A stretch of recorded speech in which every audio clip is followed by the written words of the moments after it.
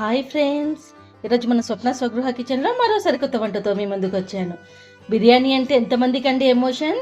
నాకు మాత్రం పర్సనల్గా చాలా ఇష్టం అండి.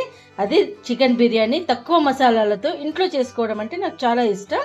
అది నా పద్ధతిలో ఎలానో ఇప్పుడు నేను మీకు చూపిస్తాను. ఎవరైతే నా వీడియోను మొదటిసారి చూస్తున్నారో నా వీడియోకి ఒక లైక్, షేర్ అండ్ సబ్స్క్రైబ్ చేసి చూడండి. ముందుగా 1/2 kg చికెన్ తీసుకున్నానండి. ఆ చికెన్లోకి మసాలాలన్నీ కలిపి ఒక 1/2 అవర్ సేపు ఫ్రిడ్జ్లో డీ బాక్స్లోనన్నా లేదంటే పక్కకన్నా పెట్టుకుంటే మనం వేసుకున్న మసాలాలన్నీ ముక్కకు మంచిగా పడతాయి. సో ఇప్పుడు నేను చికెన్ని మసాలాలు వేస్తున్నాను. దానికోసం ముందుగా పసుపు, కారం, ఉప్పు, కారాలు అనేటివి ఎవరి టేస్ట్కి తగ్గట్టుకు వాళ్ళకండి. నేను కొంచెం స్పైసీగానే చేస్తాను. ఈ స్పూన్ తోటి 2 స్పూన్స్ కారం వేసాను. బిర్యానీ అంటేనే కాస్త స్పైసీ ఉండాలి కదండి. స్పైసీ లేకపోతే బిర్యానీ తిన్న ఫీల్ ఉండదు కదా, అలా. సో ఇప్పుడు ఉప్పు అనేది ఈ స్పూన్ తోటి 2 స్పూన్స్ వేసాను. గరం మసాలా,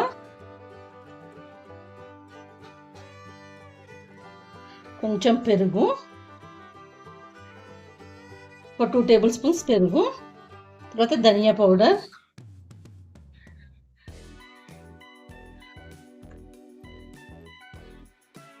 తర్వాత అల్లం వెల్లుల్లి పేస్ట్. చూడండి, అల్లం వెల్లుల్లి పేస్ట్ వేసి చికెన్ని మంచిగా కలుపుకోవాలి. ఈ మసాలా అంతా చికెన్కి పట్టేటట్టు కలుపుకోవాలి.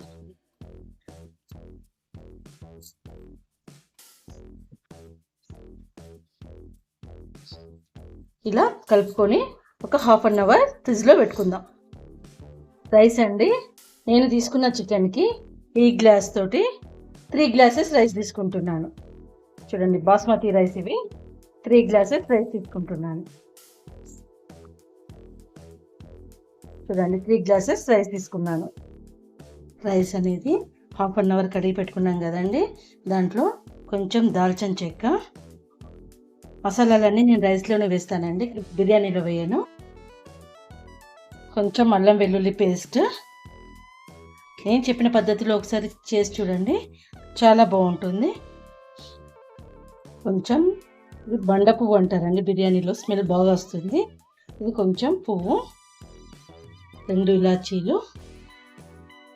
స్పైసెస్ మనం తినే ఫ్లేవర్కి తగ్గట్టుగా వేసుకోవాలండి. నేను నార్మల్ స్పైసెసే చేస్తున్నాను. 4 ఇలాచి లవంగా, 2 ఇలాచి, 4 లవంగా, ఒక పువ్వు, స్టార్ పువ్వు, ఒక 4 మిరియాలు, కొంచెం షాజీరా,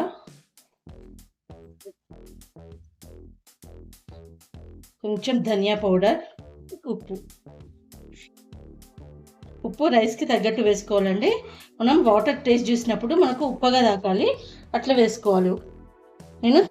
నేను వాడే స్పూన్ తోటి 3 స్పూన్స్ వేసాను, ఎందుకంటే చికెన్లో కూడా వేసాను కాబట్టి రైస్లో 3 స్పూన్స్ వేసాను.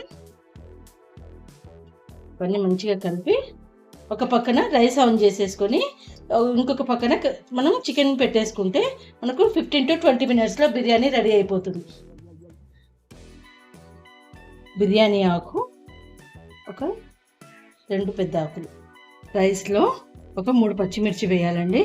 3 పచ్చిమిర్చి. నేను క్యారెట్, కొంచెం బఠానీ కూడా వేస్తాను, కలర్ఫుల్గా ఉంటుంది అనేసి. మనము ఎందులోనైతే బిర్యానీ వండుకోబోతున్నామో అదే గిన్నె పెట్టి అందులో ఆయిల్ వేసుకొని ఆనియన్స్ని ఫస్ట్ డీప్ ఫ్రై చేసుకోవాలి. ఇప్పుడు ఆనియన్స్ వేగడానికి సరిపడా ఆయిల్ వేసుకుందాం.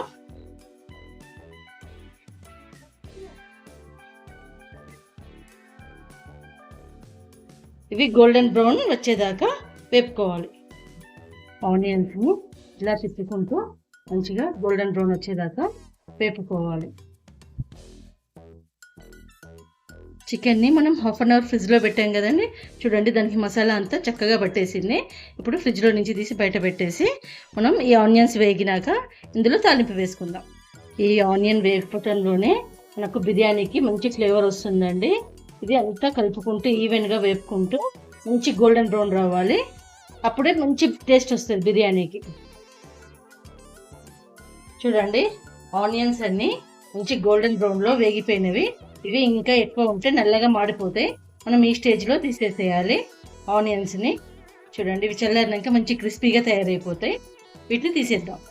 ఇప్పుడు కొంచెం నెయ్యి వేసుకుందాం. ఇందులో కొంచెం నెయ్యి వేసుకొని ఇంకా కొంచెం ఆయిల్ వేసుకుందాం. బిర్యానీకి సరిపోయేంత ఆయిల్ వేసుకుందాం. తర్వాత 2 చిన్నగా బిర్యానీ ఆకులు, 2 లవంగా మొగ్గలు, 2 పచ్చిమిర్చి చీలికలు, దాని వెంట ఒకటి వేసేసేయటమే.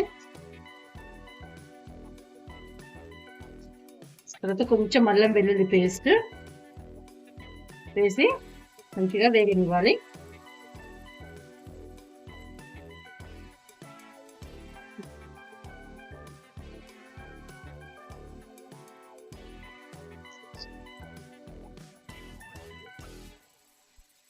తర్వాత 2 టమాటోలు కొంచెం ఉడికించుకుందాం. ఒక 2 మినిట్స్ టమాటోను ఉడకనిద్దాం. చూడండి, టమాటా మెత్తబడిపోయింది.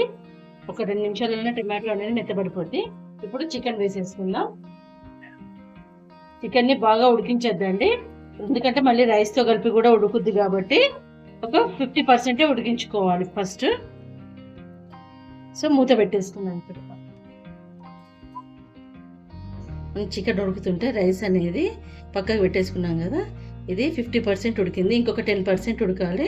అప్పుడు స్టవ్ బంద్ చేసి నీళ్ళు బంద్ చేసుకుందాం. మనము చికెన్లో ఎటువంటి వాటర్ అనేది వేయలేదండి, ఇది ఫ్రిడ్జ్లో పెట్టడం వలన గ్రేవీ కిందికి ఇలా వచ్చేసింది. ఇప్పుడు స్టవ్ బంద్ చేసేసి ఈ రైస్ అనేది ఇందులో వేసుకుందాం. ఈ ఎసరుతోటే రైస్ చికెన్ 2 కలిపి ఉడికిపోతాయి. చూడండి, ఇలాంటి జల్లి గంటతోటి నేను రైస్ని తీస్తాను. ఇలా ఇది 50% ఉడకగానే ఎందుకు తీసినంటే చికెన్లో వాటర్ ఎక్కువ అనిపించినాయి, నాకు ఎసరు ఎక్కువ ఊరింది అనిపించింది, అందుకే 50% ఉడకగానే తీసేసినాను. చూడండి, ఇలా వేసినాక మనం వేపుకున్న ఆనియన్స్ ఉన్నాయి కదా, ఇది ఒక లేయర్, పుదీనా కొత్తిమీర ఒక లేయర్ వేసేసి మిగిలిన రైస్ అంతా కూడా దీని మీద ఇలా వేసేస్తుంది. వాటర్ మొత్తం తీసేయాలండి. వాటర్ ఎట్టి పరిస్థితిలో రైస్ తోటి వేయొద్దు, వాటర్ మొత్తం తీసేసి వేసేయాలి. ఇలా వేసేసినాక పైనుంచి మిగిలిన ఆనియన్స్ మొత్తం వేసేసేయాలండి. ఈ కొత్తిమీర పుదీనా కూడా మొత్తం వేసేసేయాలి.